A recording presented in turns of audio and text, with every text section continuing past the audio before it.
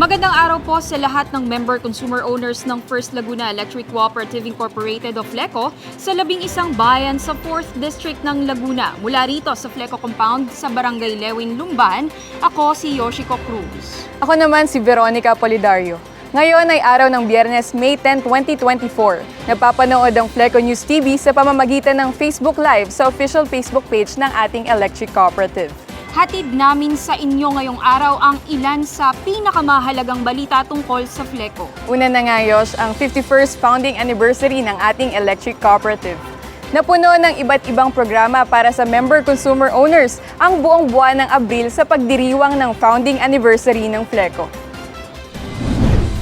Sa mismong araw ng ika-51 anibersaryo ng pagkakatatag ng FLECO ay muling nagkaroon ng libreng gupit at merienda para sa MCOs na bumisita sa FLECO area offices nitong April 3, 2024.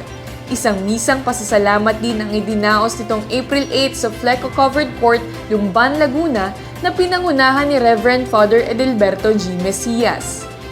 Bahagi rin ng selebrasyon ang pamamahagi ng bagong nebulizer sets sa senior citizens kung saan bumisita ang co-op sa Office for Senior Citizens Affairs o OSCA ng bawat bayang nasasakupan ng FLECO. Nagkaroon din ng mga patimpalak para sa consumers gaya ng spoken word poetry contest kung saan ay nagkamit ng ikatlong pwesto si Aljay Mark Godes mula sa bayan ng Santa Maria. Sa wakas, natagpuan namin ang inaasam-asam naming liwanag. Mula sa serbisyo ay nasumpungan namin ito mula sa piling ng FLECO. Nasungkit naman ni Rayson Paul Villanueva mula sa Lumban ang ikalawang pwesto. Sa taong 1973, bago pa man mangyari na si Lolo ay lumayo, sa kanilang simpleng buhay ay may dumating na biyaya. Unti-unti raw lumiwanag ang Laguna. At mula noon, unti-unti ring naging magaan ang umibig, dumami, ang oportunidad, umasenso ang bawat komunidad na tupad ang kanyang hangad na araw-araw manatili sa piling ni Lola. Isa raw ang biyayang ito sa dahilan kung paano nila napanatili ang kislap ng kanilang pagmamahalan. At ang itinanghal na kampyon sa kompetisyon ay si John Marvin Malihan mula sa bayan ng Mabitak. Salamat sa pag-asa na matapos ang takip silim ay darating ang liwanag ng umaga. Taas noo ang pagsaludo para sa binubuksang pinto ng oportunidad mula sa sektor ng edukasyon hanggang sa pangkalahatang seguridad. Salamat sa hagdan na siyang nagiging tungtungan upang maging abot kamay ang aming pangarap. Salamat sa ilaw na siyang tanglaw upang di maligaw sa landas naming tinatahak. Sa inyong isip na may malawak na pag-unawa at kaalaman, at sa inyong puso na puspos ng pagmamahal sa bayan. Isa rin sa highlights ng anniversary contests ang kauna-unang Himig FLECO Choral Competition kung saan ay nagwagi ng ikalawang karangalan ang Himig Balian at tumanggap ng 15,000 pesos. Sa industriya at agrikultura, ang FLECO ay ating kasama. Habang nakamit naman ng SINHS Student Vocal Ensemble ang unang pwesto at 20,000 pesos para sa kanilang mahusay na interpretasyon ng FLECO hymn. FLECO, pinagkakulad at tiwanag. Sa FLECO, pangarap natin ay matutupad. FLECO, gabay natin sa pag-angat. FLECO, para sa ating komunidad. Sila ay nagpakitang gilas sa katatapos ng 33rd Annual General Membership Assembly nitong April 27, 2024 at doon din ay tumanggap ng kanilang premyo mula sa FLECO. Ang FLECO ay nairehistro at nainkorpora sa National Electrification Administration o NEA noong April 3, 1973 at kasalukuyang nagseserbisyo sa mahigit 80,000 kabahayan sa 11 bayang nasasakupan nito. Sa pagkakataon nito ay nais ko pong magpasalamat sa lahat ng mga manggagawa ng FLECO sa patuloy na pagsisikap at paghahatid ng mas magandang serbisyo sa mga MCOs. Pasasalamat rin po sa ating mga MCOs na hindi nagsasawang umunawa at sumuporta sa ating mga layunin at programa. Hangad po namin ang kaunlaran at kaginhawaan ng ating pamayanan. Maraming salamat po sa inyong lahat. Kaugnay nga riyan, Nika, batay sa umiiral ng mga alituntuning panloob ng ating electric cooperative, tuwing buwan ng Abril din kailangang magdaos ng taunang pagpupulong kasama ang member consumer owners ng FLECO. Sa kabila ng napakainit na panahon, dumagsa pa rin ang suporta ng member consumer owners ng FLECO sa ginanap na 33rd AGMA noong April 27, 2024. Mahigit 5,000 MCOs o 5% ng membership sa 11 bayan sa franchise area ng FLECO ang nakiisa sa taunang pagpupulong na idinaos sa Siniloan at Lumban. Upang maiparamdam ang pasasalamat ng FLECO sa mga MCO, umaga pa lamang ay namigay na ang mga empleyado nito ng food packs at souvenirs sa lahat ng nagrehistro sa AGMA.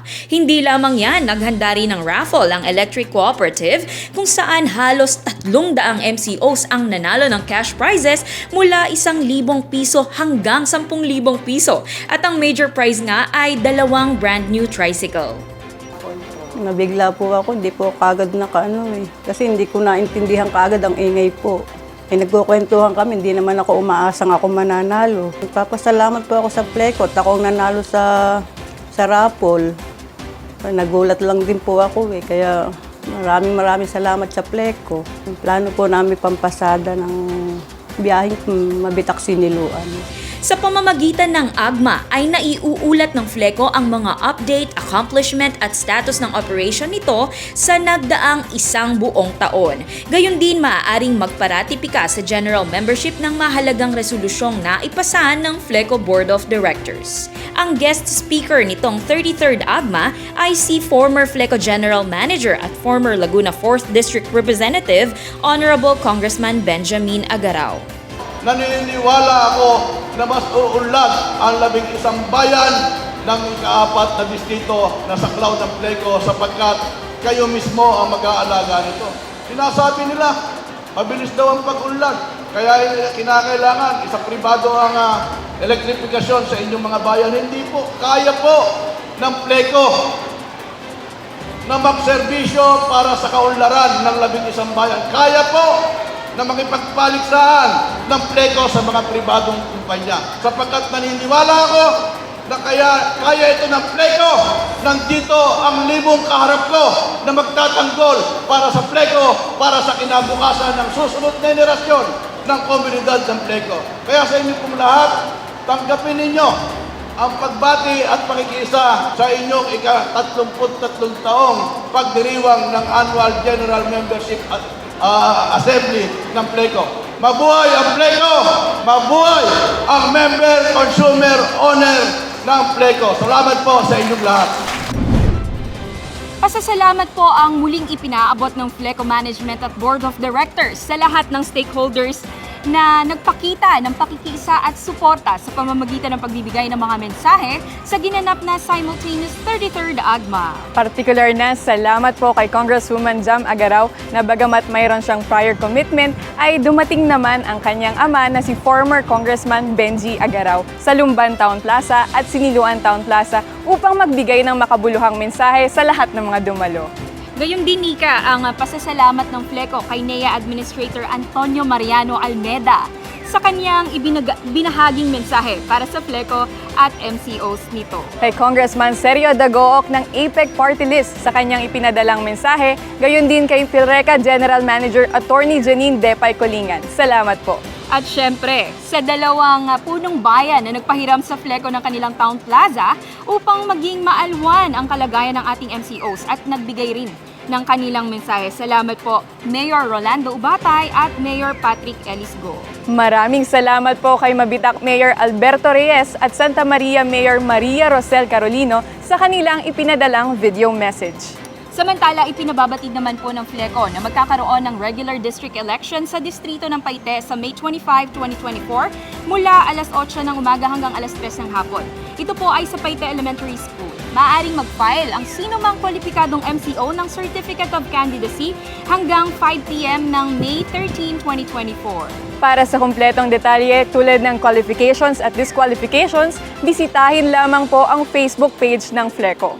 I-like at i-follow ang official Facebook page ng ating electric cooperative upang maging updated sa mahalagang anunsyo. Hiyan po ang aming mga balita ngayong araw. Sa ngalan po ng buong FLECO workforce, salamat po. Ako si Yoshiko Cruz. At ako naman si Veronica Polidario. Magandang araw po.